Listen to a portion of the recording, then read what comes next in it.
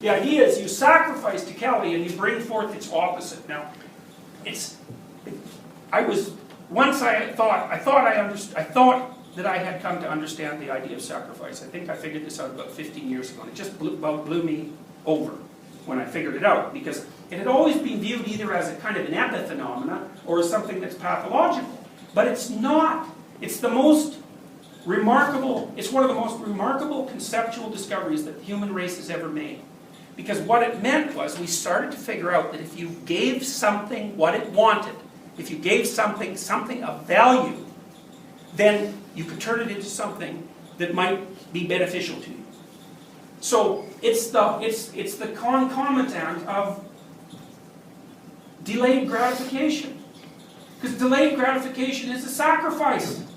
So you know the marshmallow experiment, right? Okay, so you get these little kids and you torture them. You say, look, hey, you like marshmallows? It's like, yeah, I know you do. Okay, so here's a bunch of them. Now, if you don't eat those marshmallows, you get to have more marshmallows. And so then you leave, and some of the kids eat the marshmallows, right? And you got to admit, those kids, there's something about them. They get the damn marshmallows. You know, and so if there was an earthquake, right then, those kids would have won. Okay, so that's something to think about, because delayed gratification is not always the right answer. The environment has to be stable enough so that the probability that you will get what you've delayed for is high. And so if you're living in sheer chaos, you're a fool to delayed gratification. It's like, eat the damn marshmallow now. So it's not like delayed gratification is the solution for everything. It's not. But sometimes it's the solution. So what do? You make a sacrifice now. And the idea is it will pay off in the future. So then you think about that in archetypal forms. It means that you forego something of value now. It's a sacrifice. You let go of it.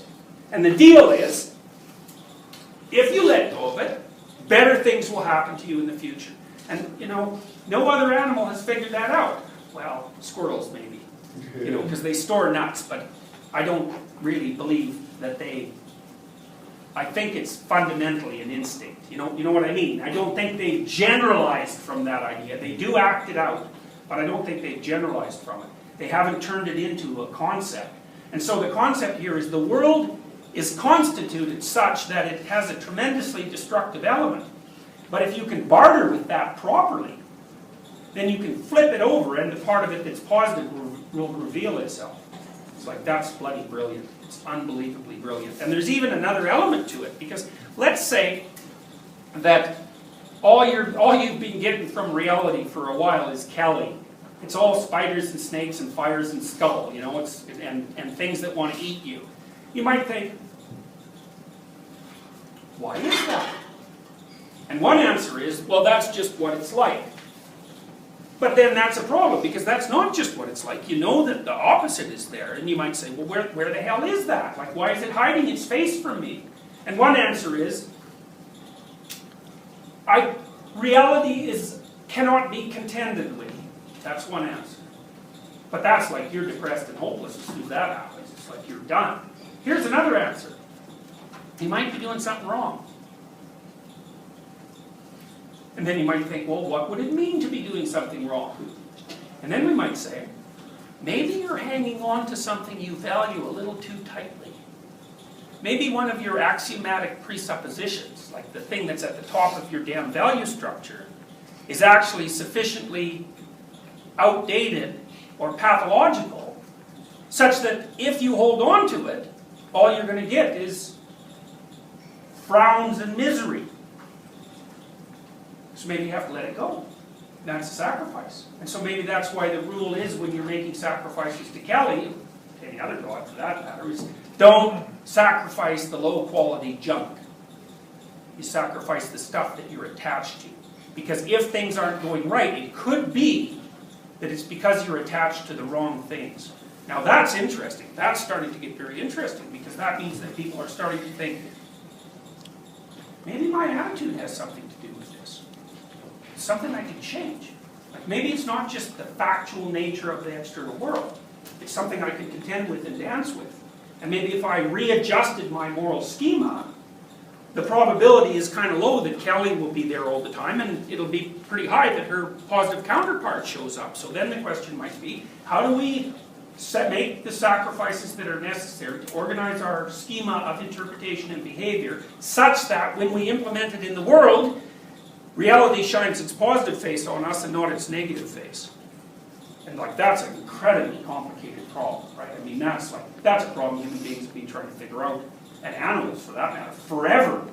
You know, it wasn't until there were human beings that we started to get some conceptual representation of it. But then the other thing too is you guys are all doing that. You have a big bet going with nature. And the bet is, make some sacrifices right now. Or maybe your parents are making sacrifices on your behalf. And what's the bet? The bet is, it'll be worth it. But what does that mean? It means that if you make the proper sacrifices, you discipline yourself, you're not too dissolute with your resources, you pay attention, and you wait, your life will be better. Well, that's pretty cool, because it might be true. And if it's true, then none of this is an illusion or delusion. It's just low resolution, first pass representation. And that's smart. And so, you know, from a Piagetian perspective, well, what do you do before you understand something? You act it out. And so the people that are making sacrifices, they're acting out this idea. Do they know the idea? Depends on what you mean by know. No, they're acting it out. They're dramatically representing it. Is that knowledge? Well, it's a form of knowledge. You know, is it the kind of abstract knowledge that we're talking about right now? No. But it's the immediate precursor to that. You don't get from the phenomena to the articulation without running it through some bodily representations and some drama. And this is so damn complicated that, you know, you probably couldn't get to it until you had civilizations that were pretty damn good. And lots of people thinking about this all the time. You know, and so the person who came up with this, they would have experienced it as a religious revelation. It's like, what's the nature of reality? Poof, you get this image, you know, it's of this multi-armed goddess. And it's in flames, and it's in a web, and it's like terrifying you. It's terrifying you. You're gripped by it, and you make a representation. And part of the reason you worship it is because the bloody thing has got you in its grip. And no wonder, because there's an idea behind that that's so powerful that you should be gripped by it. You should be unable to forget it. Because it's an absolute, it's a stellar stroke of genius. It's a real revelation. And it sets the whole human race on the path to making the proper sacrifices. So that the fire and the bugs and the insects and the snakes and the tigers stay the hell away. And a good thing. It's a good thing. And then maybe now and then, you know, the world's configured so that it's beneficial to us.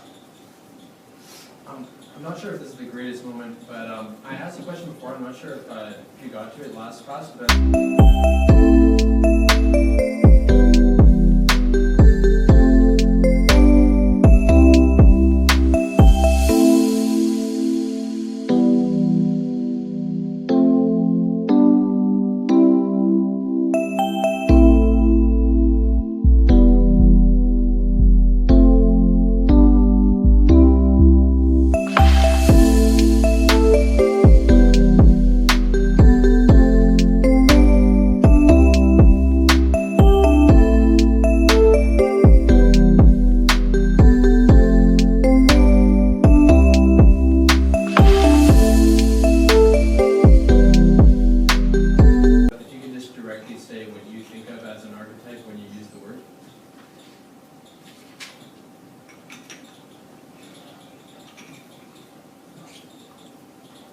Well, that's a good question.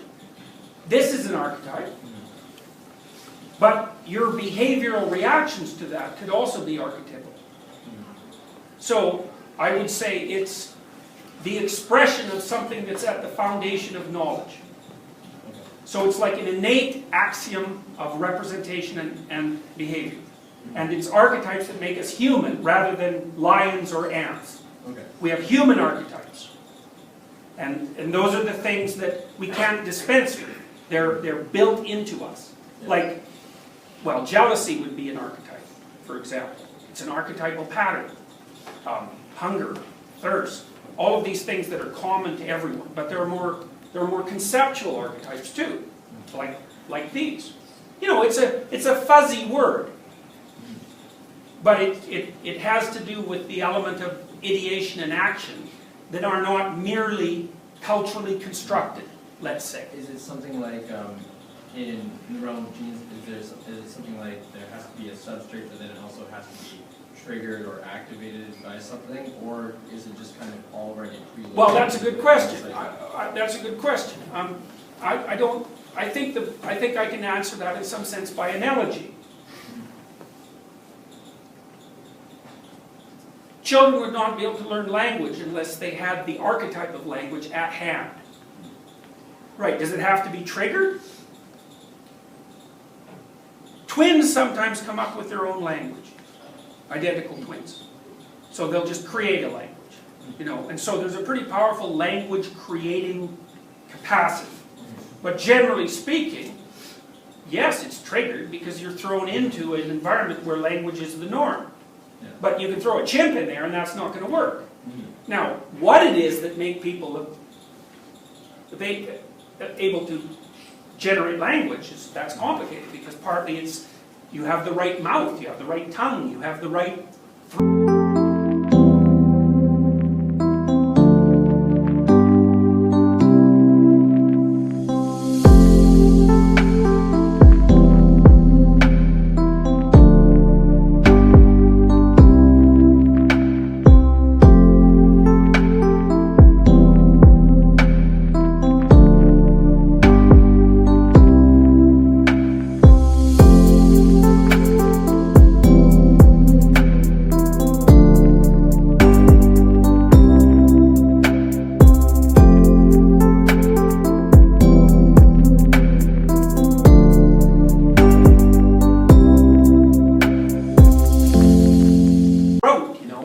And then you have the right brain, whatever the hell that means, and we don't exactly know what any of those things mean. So we use the word archetype to kind of cover our ignorance in some sense. Does the human psychological element of archetypes, in your view, change qualitatively when human beings start having widespread access to archetypal representations ad infinitum? Hopefully. Because otherwise there wouldn't be any utility in developing the representations. Yeah. I mean, so I think the question you're asking in some sense is representation useful? And the answer is, so far so good. You know, it's not like... necessarily useful, but just that like, the thing itself, once represented, does that representation now filter back in and then change the thing that started out? Yes, I would say it does that in all sorts of ways. Okay. So for example, in some ways, the dominance hierarchy is a way that animals organize themselves in an environment. But if they do that long enough, it becomes the environment, right? Because once the adaptation has been there for 100 million years, it's no longer an adaptation, it's part of the environment.